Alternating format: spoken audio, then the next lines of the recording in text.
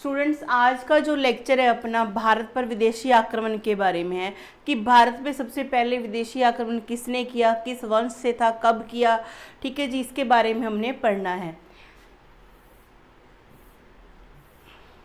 कि भारत की जो अपार धन संपदा है ना, इसको देखकर बहुत सारे विदेशी आक्रमणकारी यहाँ पे आक्रमण करना चाहते थे, अपने साम्राज्य का विस्तार करना चाहते थे। भारत पे जो सबसे पहले विदेशी आक्रमण हुआ ना, वो किसकी ओर से था? हकमनी वंश की ओर से। किसकी ओर से? हकमनी वंश की ओर से। हकमनी वंश कहाँ का था? ईरान का, जिसे क्या बोला जाता था? पर्शिया। ठीक है जी। और इसको हकमनी साम्राज्य को फारसी साम्राज्य भी कहा जाता है।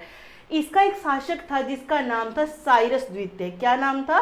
साइरस द्वितीय। कहते इस सिंध के पश्चिम में भारत के सीमावर्ती क्षेत्र को जीता और कपिशा नगर को क्या कर दिया? इसने ध्वस्त कर दिया। क्या कर दिया? ध्वस्त कर दिया। साइरस द्वितीय ने 550 ईसा पूर्व भारत पर प्रथम असफल आक्रमण किया। मतलब प्रथम आक्रमण किसने किया? साइरस द्वितीय ने किया। कब किया? 550 बीसी में किया, और ये उसका असफल आक्रमण था। और क्वेश्चन में भी यही पूछेंगे, असफल आक्रमणकारी कौन था या सफल आक्रमणकारी प्रथम कौन था, इसके बारे में आगे देखते हैं।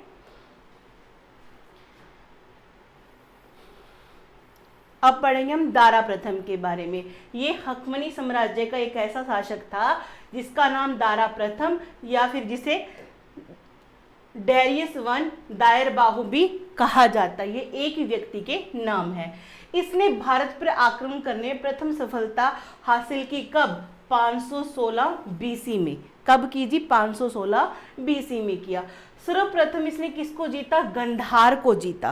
किसको जीता? गांधार को जीता, और फारसी साम्राज्य में मिला लिया। फारसी साम्राज्य यानी कि हकमनी साम्राज्य को ही बोला जाता है। इसके बारे में हेरोडोटस क्या कहते हैं? क्या कहते हैं भाई? कहते हैं इसने जो ये अपना प्रांत जीता था, गंधार को जीतकर कौन सा प्रांत बना लिया?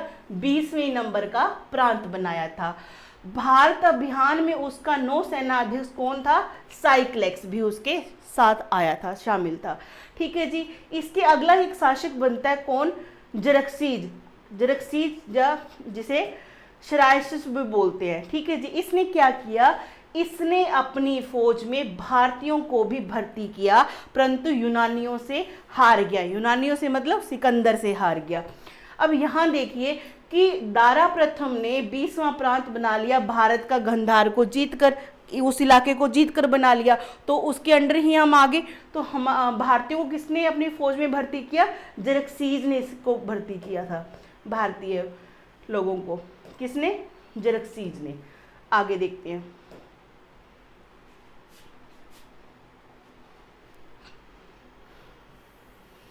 चलिए नेक्स्ट देखते हैं। कहते दारा तृतीय जिसे डेरियस थर्ड भी बोला जाता है, सिकंदर ने इसे अरबेला गोगामेला के युद्ध में 331 बीसी में बुरी तरह से हरा दिया। हमने हकमनी वंश के कितने शासक याद किए? देखो, साइरस द्वितीय जिसने 550 बीसी में क्या किया? प्रथम असफल आक्रमण किया और कपिशा नगर को क्या कर दिया? ध्वस्त कर दिया। दूसरा क्या पढ़ा? दारा प्रथम। पहला कौन सा पढ़ा था? साइरस द्वितीय, साइरस 2, इसके बारे में पढ़ा। फिर अपना आ गया दारा प्रथम के बारे में। दारा प्रथम, इसका और क्या नाम है जी? इसका और क्या नाम है दारा प्रथम का? दायर बाहु। दायर बाहु भी इसी का नाम है। डेरियस वन भी इसी का नाम है। उसके बाद हमने जरक्सीज के बारे में पढ़ा। जरक्सीज के बारे में इसने क्या किया था? जरक्सीज ने भारतीयों को अपनी फौज में शामिल किया था। लास्ट वाला कौन सा था? ये दारा तृतीय जिसे डेरियस थर्ड भी बोला जाता है। डेरियस थर्ड बोला जाता है। ठीक है जी। ये किससे हार गया था? सिकंदर से हार गया। कब हारा? 331 ईसा पूर्व यानी बीसी में हार गया। अब ईरान पे किसका कब्जा हो गया? यूनानियों का, यानी कि सिकंदर का हो जाता है। इसके आगे हम देखते हैं। अब आती है यूनानियों की बारी। अब यूनानियों ने भी क्या किया, भारत पे कब कब आक्रमण किया, कौन सा आक्रमण किया, इसके बारे में हमने पढ़ना है। ठीक है जी। यूनानी यानी कि ग्रीक, कहते ईरानी साम्राज्य के शासक को पराजित कर अब यूनानी मुख्य शक्ति के रूप में सामने आया। सबसे पहले मैं आपको मैप में दिखा देती हूँ कि ईरान है कहाँ पे। ये देखिए, ये है ईरान। यहाँ पे कौन सा साम्राज्य था, हकमनी साम्राज्य, जिसे फारसी साम्राज्य, फारस साम्राज्य भी बोला जाता है। इसका पुराना नाम क्या था, पर्शिया था। ठीक है जी। इसके यहाँ पे इसके द्वारा जो आक्रमण किए गए उसके बारे में हमने पढ़ लिया। अब यहाँ पे किसका कब्जा हो चुका बताइए, यूनानियों का, ग्रीक का, सिकंदर का। ठीक है जी। आगे देखते हैं। यहां देखना है हमने, कहते हैं फिलिप द्वितीय 359 ईसा पूर्व मकदूनिया का शासक बनता है, परंतु 329 ईसा पूर्व उसकी हत्या कर दी जाती है। अब हम पढ़ेंगे सिकंदर महान के द्वारा। सिकंदर के पिता का नाम क्या था, फिलिप था। क्या नाम था, फिलिप। और सिकंदर का मूल नाम क्या था, अलेक्जेंडर मैसेडोनिया। जन्म कब हुआ, 356 बीसी में हुआ। कब हुआ, 356 बीसी में होता है। पत्नी का नाम क्या था, रुखसाना या रक्सेना, जो भी आप बोलो इसको।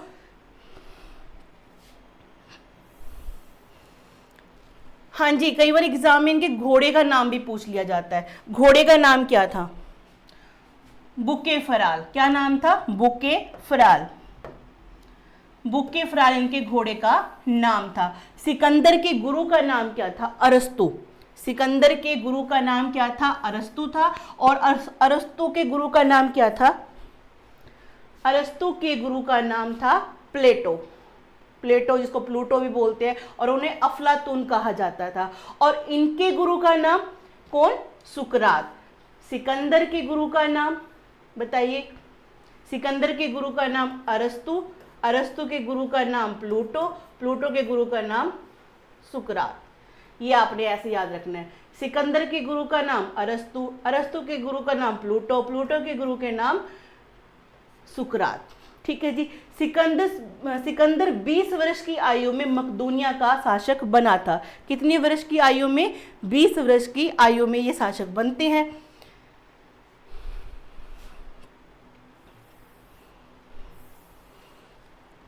सिकंदर द्वारा जो आक्रमण किया गया भारत के ऊपर, उसके बारे में ध्यान रखना है। देखिए, 326 बीसी का वो टाइम था। बल्ख जिसको बैक्टीरिया बोला जाता है, वर्तमान में क्या ये अफगानिस्तान का जो पार्ट है जिसको अफगानिस्तान में बोला जाता था, को जीतकर काबुल होता हुआ खैबर दर्रे से हिंदू कुश पर्वत को पार कर भारत में एंट्री मारी थी इसने। तक्षशिला के शासक आम्भी ने, ये वो दुष्ट था, आम्भी ने सिकंदर के समक्ष आत्मसमर्पण कर दिया, उसका स्वागत किया और सहयोग भी किया। और भारत पे जब जब आक्रमण हुआ ना, अपनों ने ही साथ दिया विदेशियों का। यही कारण रहा है मेन यहाँ पे भारतीयों के पिछड़ने का। ठीक है जी। आम्भी ने क्या किया, बिना युद्ध लड़े ही हथियार डाल दिए और सिकंदर को सहयोग करता आगे भी युद्ध करने के लिए। लेकिन कुछ विद्वान यहाँ पे क्या कहते हैं, कुछ विद्वान कहते हैं यहाँ पर कि आम्भी और शिशुगुप्त जो हिंदू कुश का शासक था, सिकंदर को भारत पर आक्रमण करने के लिए निमंत्रण दिया था। मतलब विद्वानों का कहना है कि आम्भी और जो शशिगुप्त हिंदू कुश का शासक था, इन्होंने क्या किया था, सिकंदर को कहा था, इन्विटेशन दिया कि आओ भारत पर आक्रमण करो। आगे देखते हैं। पोरस से युद्ध, यह इसको महान कहा जा सकता है क्योंकि इसने कम से कम युद्ध तो लड़ा सिकंदर के साथ में। ठीक है जी। पोरस कहाँ का शासक था, पुरु, पंजाब का। कहाँ का, पुरु, पंजाब का। पुरु के शासक पोरस से हाइडेपिस का या झेलम का युद्ध, इसको वितिस्ता का युद्ध कहा जाता है। ठीक है जी। ये हाइडेपिस है, ये यूनानी नाम है किसका, हमारे झेलम नदी का। और झेलम का ही पुराना नाम क्या है, वितिस्ता। कई बार क्वेश्चन आता है ना कि किस नदी को वितिस्ता प्राचीन काल में वितिस्ता के नाम से जाना जाता था, तो ये है झेलम, और इसका यूनानी नाम क्या था, हाइडेपिस। यहाँ के शासक ने सिकंदर से युद्ध किया था। सिकंदर की सेना ने ब्यास, जिसे यूनानी भाषा में हाइफीनिया कहते हैं, नदी को पार करने से मना कर दिया था। ठीक है जी, अफवाहें काफ़ी फैल गई थी कि पवित्र नदी है, इसको पार करोगे तो इसमें मृत्यु होना, मतलब होनी ही होनी है मृत्यु आपकी। सिकंदर की थल सेना का अध्यक्ष सेल्यूकस निकेटर था। ये याद रखना आपने, सिकंदर की जो थल सेना का अध्यक्ष कौन था, सेल्यूकस निकेटर था, और जबकि जल सेना का अध्यक्ष कौन था, नियारकस। दो व्यक्तियों के नाम में याद रखना आपने, थल सेना का अध्यक्ष कौन, सेल्यूकस निकेटर, और जल सेना का अध्यक्ष कौन, नियारकस था। आगे देखते हैं।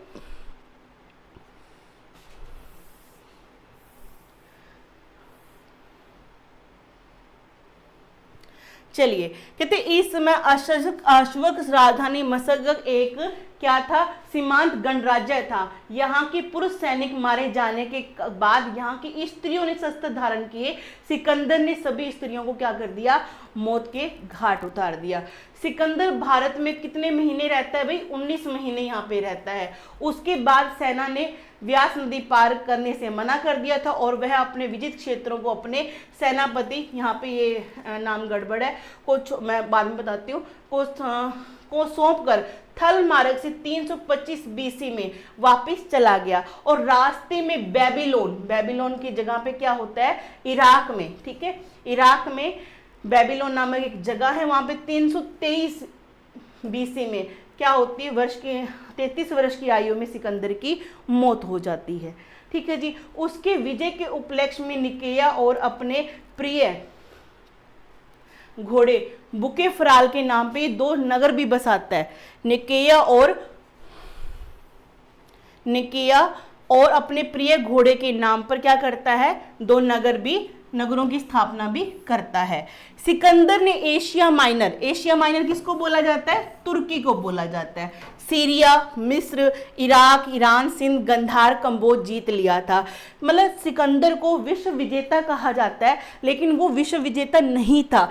जहां तक उसको पता था, जितना इलाका उसके नोन था, उतना इलाका उसने जीत लिया था। इसलिए वो अपने आप को क्या कहा गया, उसने सिकंदर विश्व विजेता कहा जाता उसको। यानी उस टाइम भी जितने उसको स्थान पता थे, उतने उसने जीत लिए थे। सिकंदर के साथ आने वाले लेखक का नाम भी कई बार एग्जाम में पूछते हैं भाई, नियारकस, आने सीक्रेट्स, अरिस्टोबुलस के विवरण ज़्यादा विश्व व प्रमाणिक हैं। आज के लिए बस इतना ही, बाकी करेंगे नेक्स्ट क्लास में।